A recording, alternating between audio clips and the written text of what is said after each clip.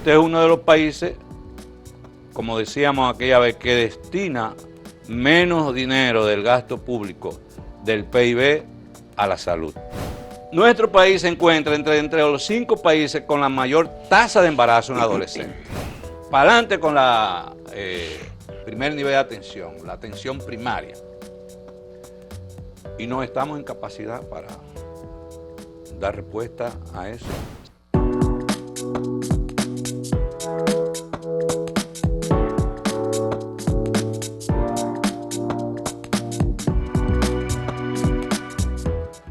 Saludos, amigas, amigos. Ustedes sintonizan Acento TV y este es su programa a partir de ahora, que ustedes saben que como hoy es viernes, tenemos aquí a Bernardo Matías, el hombre de los viernes. Pero con el permiso del hombre de los viernes, quiero dar las gracias al buen amigo, al poeta y periodista Cándido Gerón, por el envío de su revista Análisis. Cándido es un hombre de una vasta experiencia, no solo como en la parte de la literatura y crítico de arte, sino que también de vez en cuando incursiona en los temas sociales y políticos, y ha sacado esta revista Análisis, que este es el número 133, porque él había tenido un poco como en descanso, ¿no? Está en físico, pero también se puede conseguir en la web, en la red. Así que muchas gracias al buen amigo Cándido Gerón. Bueno, dígame usted, hombre de los viernes. Aquí estamos nueva vez, gracias a Dios por darnos esta oportunidad de nueva vez ponernos en contacto con nuestra red de colegas a nivel nacional e internacional que siempre están esperando este día de los viernes. Y de nuevo hubo comentarios muy positivos y gente que dice que esperaba la segunda parte respecto al tema pasado, ¿verdad? Sí, la doctora Guzmán me llamó y me dijo, oh, ¿y qué pasó? Yo me quedé esperando como que falta cosas. Y doctora, esa es la primera parte. Sí. La segunda viene después. Sí, vamos a seguir hoy con el tema de la seguridad social. Decíamos que no hay argumentos que justifiquen que después de 22 años en este país no hayamos hecho una reforma de la reforma en materia de seguridad social. 22 años es una generación que ha pasado. Y las leyes como que se prueban en el ejercicio. Lo que se han hecho son retazos, añadidos, parches, pero una reforma sustancial, ¿no? Y resulta que ahora hay, la semana que viene, vamos a dedicarlo el programa a analizar el informe de la Comisión Bicameral de la reforma a la Ley 8701, donde proponen modificar unos 45 artículos. Yo lo leí, mi conclusión fue, esto no es una propuesta de reforma, esto es una propuesta de modificación. Más parches. Que son cosas diferentes. Sí. Hablar de reforma y de modificación de una ley. Y también decíamos que la seguridad social no se ha traducido en cambios trascendentales en los indicadores y los resultados de salud. Y ahí fue que nos quedamos en la segunda parte y vamos a seguir compartiendo algunos de los datos que demuestran cómo después de haber invertido miles y miles de millones de pesos en seguridad social, tú dices, pero ¿cuál es la calidad de esa inversión? ¿Cuál es el impacto, la eficacia que ha tenido esa inversión? Este es uno de los países, como decíamos aquella vez, que destina menos dinero del gasto público del PIB a la salud. Y esa ha sido una constante en todos los gobiernos. Por eso, cuando yo oigo en un discurso electoral de que se habla de la salud como la prioridad, algo que yo aprendí cuando hice mi maestría en gestión pública es, hay 3 cosas que definen si realmente algo es una prioridad de un gobierno o no. Y entre esas 3 cosas es el dinero que se destina a esa prioridad. La parte presupuestaria. Donde está tu corazón está tu tesoro. Así es. Entonces, Sin embargo, en América Latina la media es de 3.9 el gasto público del PIB en salud. Nosotros andamos en 2.1, 2.0, 1.9, 2.2 y no nos movemos de ahí. Decía la semana pasada que nos movimos a 2.8 y fue por todo lo del COVID. Y en cierto sentido hay que agregar lo de los 2 millones de afiliados del régimen subsidiado. Nuestro país ocupa el primer lugar, Gustavo, en parto, en la tasa de cesárea en América Latina. A eso siempre se ha hablado, sí, de por qué se hacen tantas cesáreas aquí. Lo interesante es que las cesáreas se hacen, la tasa más alta es en los centros privados, no en los públicos. La gente cree que es a nivel de los centros públicos. A nivel privado es la tasa donde más altas son las cesáreas. Y eso está vinculado a aspectos de lógica de negocio, aspectos culturales, el fenómeno de la clase media, y hasta mitos que hay. Mitos que hay, al falta de información, etcétera. El promedio de la región es de 32. ¿Y tú sabes en cuánto estamos nosotros? En 58 a nivel de tasa de parto. Es casi el doble de que nosotros estamos. De la región de América Latina es 32 y Dominicana la tasa de cesárea es 58. En materia de lactancia, que es una política pública importante en cuanto a prevención de salud, hay muchos datos, hallazgos, demostraciones, evidencias que demuestran la benignidad de la lactancia materna. Tanto para el bebé como para la madre incluso. Sí, en términos inmunológicos es fundamental. Nos encontramos en el último lugar también, en materia de lactancia materna exclusiva. Nuestro primer hijo tuvo 6 meses solamente de leche materna, ni siquiera agua tomaba, solamente. E incluso hizo un evento de salud donde la pediatra nos dijo que de cada 100 casos solo se salva uno. Y nos dio el dato de un estudio científico. Él agarró una varicela a los 7 días de nacido. Ah, bebecito. Sí, porque mi esposa dio a luz con varicela, el primer hijo. Ya. Y la doctora Ligia, de ahí de la Gómez Patiño, se fajó.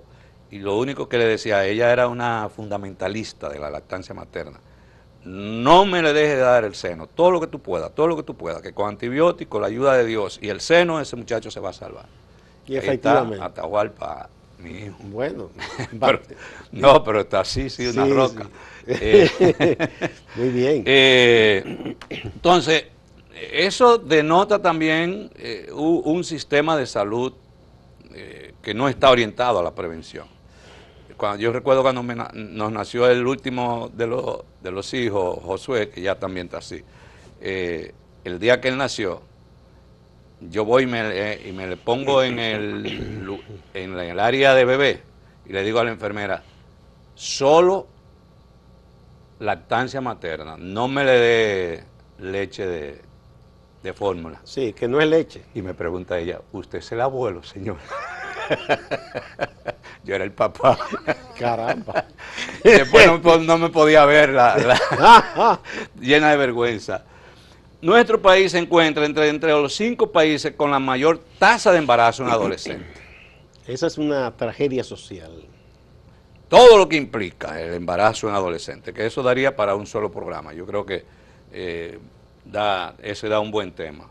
A nivel mundial, la tasa de natalidad en adolescentes de 15 a 19 años es de 51. En República Dominicana es de 90 por cada 1000. A nivel de tasa de natalidad en madres adolescentes, de 15 a 19 años. Y ya dedicamos un programa completo. Este es el país con la mayor tasa de accidentes de tránsito en el continente y el segundo a nivel mundial. Una marca que no... Pero no, es un no, tema de salud pública. No es para que nos felicitemos por eso, ¿no? Pero es un tema de salud pública. Y claro. Si te dice, y de esos accidentes, el 72% son motoristas. ¿Y cuáles son las estrategias, las políticas de salud? Simplemente la seguridad social lo que se limita es a tener un fondo especial para accidentes de tránsito. Pero no hay unas estrategias de prevención, de reducción de los accidentes de tránsito. Es decir, es una seguridad social muy enfocada hacia lo financiero y a ofrecer servicios de salud, no a prevenir y a mejorar la calidad de la salud de nuestra población. Bien, vamos a hacer la primera pausa y volvemos de inmediato.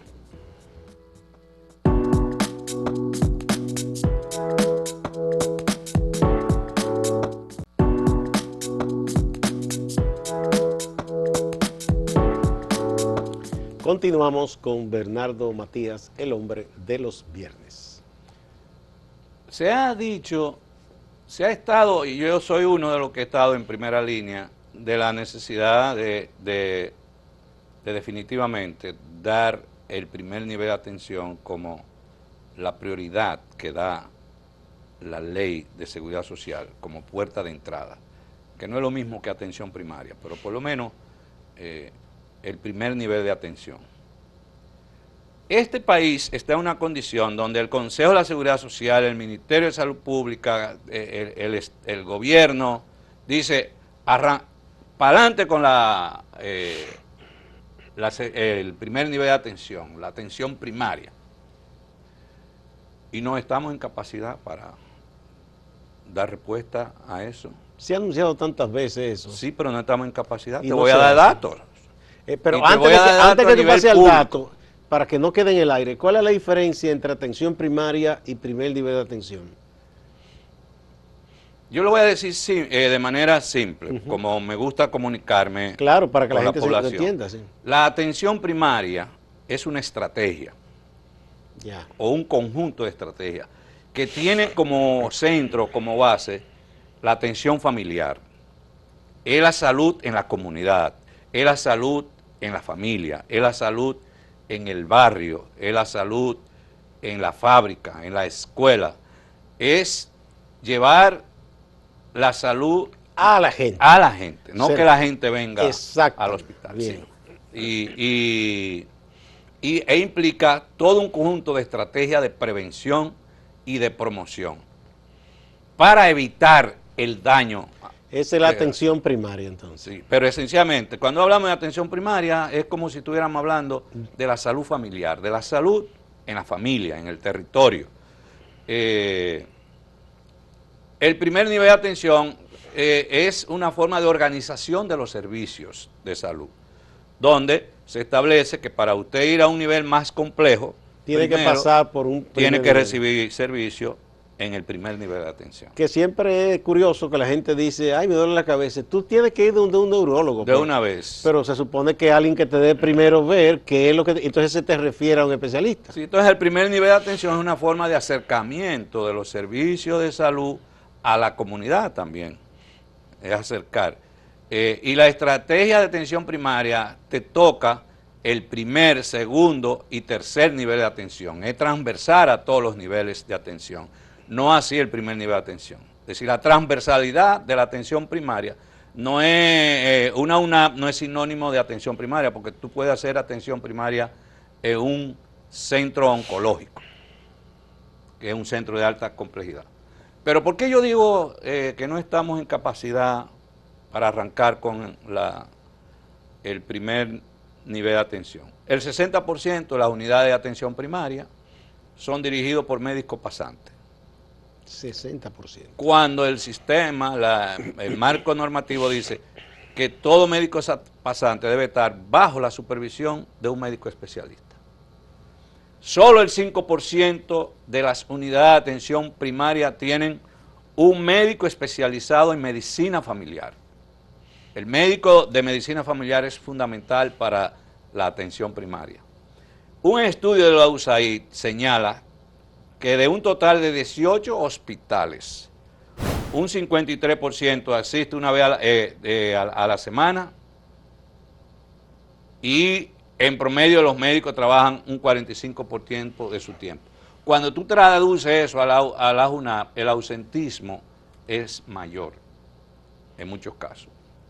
Pero oye esto, Gustavo, en la actualidad, conforme a estudios de organismos internacionales, de un total de 1.348 unidades de atención primaria, solo 164 están adecuadas para dar servicio.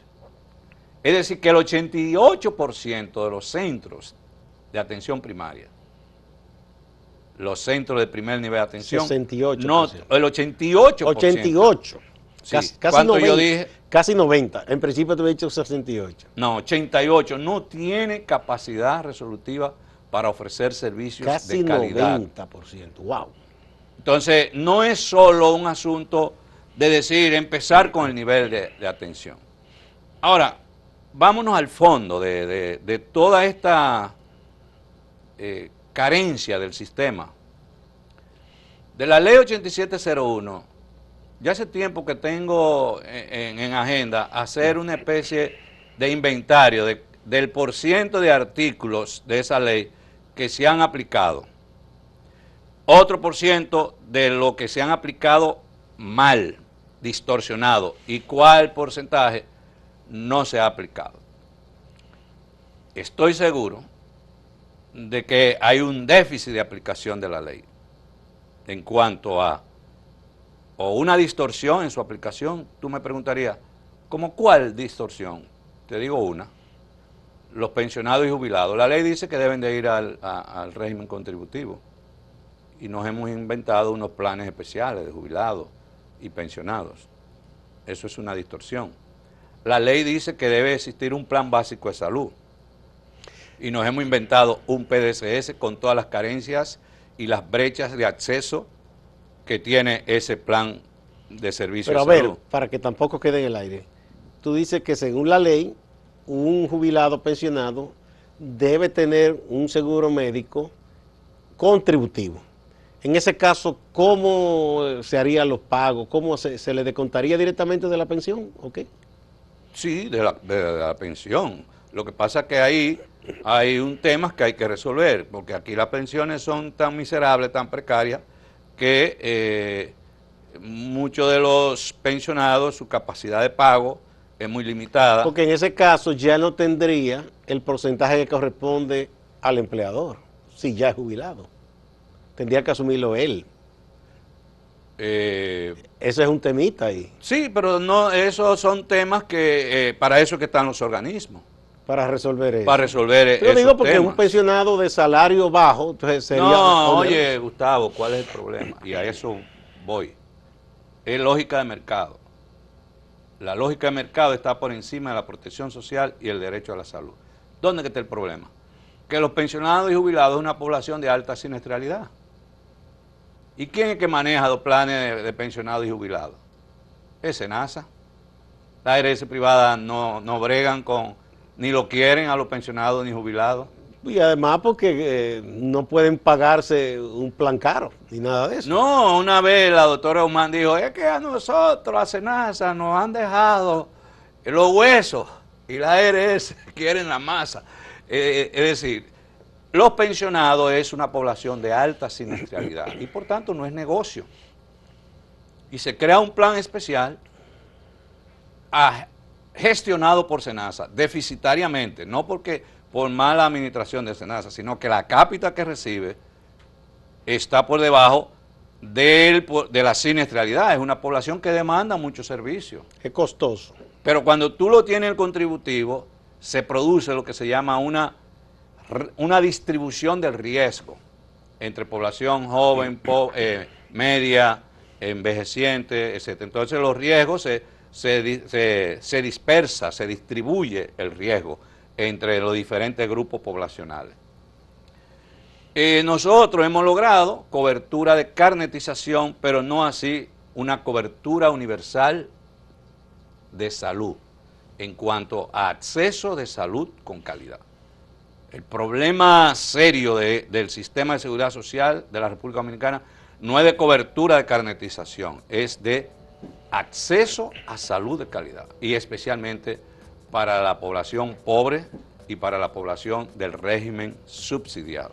Bien, vamos a la segunda pausa.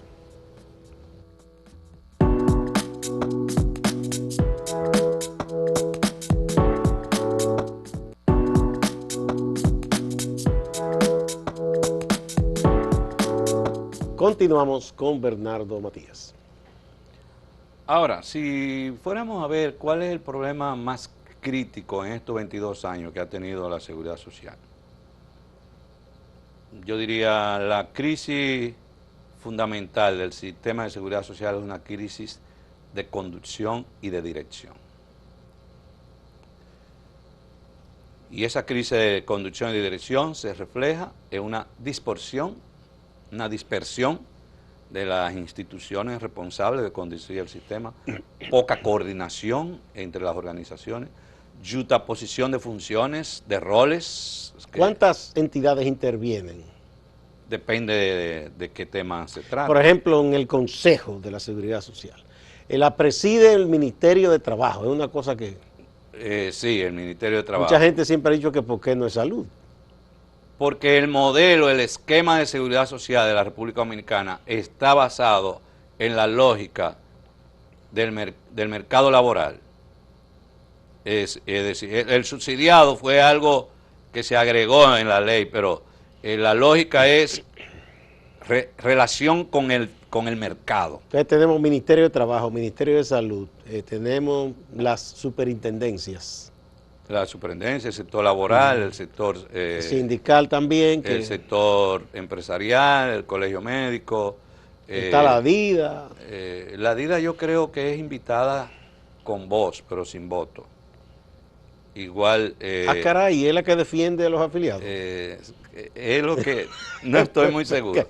No sé cuántos organismos que hay, pero... y hay un representante de los afiliados y así. Pero vamos a seguir con el punto de esa crisis de conducción y de dirección, donde hay yuxtaposiciones de roles, de funciones, y sobre todo el no asumir el papel que le corresponde por el juego de intereses. Porque en las instituciones de la seguridad social han estado muy dominada en muchos casos por la plutocracia. Plutocracia es cuando los grupos económicos, los grupos que manejan la riqueza de un país, se apoderan de las instituciones del Estado e imponen políticas públicas desde las instituciones estatales para favorecer sus intereses corporativos. Obviamente. Y ese ha sido para mí el problema más crítico, porque muchos de los elementos discrecionales de la ley que no se han aplicado o se han aplicado parcialmente tienen que ver con el tema de la lógica del negocio de la seguridad social, que conviene, que implica gasto, que implica no gasto. Y también otro problema crítico de nuestra seguridad social es un modelo que segmenta y piramidiza el principio de ciudadanía. Crea como una pirámide social por niveles de ciudadanos, y esa piramidización o esa segmentación genera muchas exclusiones. No es lo mismo tener un seguro del régimen subsidiado que un seguro del régimen contributivo. Es como estamos manejando dos tipos de ciudadanos, donde hay una serie de condiciones para que facilitan el acceso a salud de calidad para la población del régimen contributivo, no así para la población del régimen subsidiado. Algunas personas erróneamente piensan como que están financiando al régimen subsidiado. Bueno, si usted paga impuestos, sí, pero el mismo pobre que recibe ese seguro también paga impuestos. Y se supone que los recursos que administra el Estado es precisamente para garantizar buenos servicios para toda la ciudadanía. Pero además que la seguridad social tiene un principio fundamental, que es una de sus razones de ser, que es la solidaridad. Y por eso yo digo que la solidaridad, la seguridad se fundamenta mucho en lo que es la multiplicación de los panes. El que tiene panes o muchos panes aporta de sus panes y de sus peces para los que no tienen panes ni peces. Y que los panes y los peces den para todos. Entonces, cuando usted aporta, tiene que asumir que tiene una dimensión ética de solidaridad para los que menos pueden. Es decir, se trata de una gran revolución. Terminando. Desde el año 2007 hasta 2022 son 706.802.000 millones de pesos que se han dispersado a la ARS. Se le han entregado a las ARS. Se puede leer, son 706.802.000 millones de pesos. No, a las ARS le han entregado 582.642.000 millones de pesos. Pero de eso, las ARS han pagado entre el 90 y 92% de servicios de salud. Aquí se ha vendido el mito y no todo, las ARS se han enriquecido. Pero aquí hay dos actores que son los que se han enriquecido de la seguridad social. Las ARS y los prestadores de salud. Los prestadores son las clínicas y todas esas cosas. Sí, y los médicos, y especialmente los médicos. Que no les ha ido mal entonces. El problema fundamental del sistema de seguridad social seguimos siendo los afiliados y el gasto del bolsillo, que es demasiado alto. Y cuando el gasto del bolsillo es muy alto es porque hay un problema serio de acceso a la salud en el sistema. Bueno, hemos concluido esta parte. Es el tema principal de acceso a salud de calidad. Muchas gracias, Bernardo. A ustedes también, amigas y amigos. Será hasta la próxima.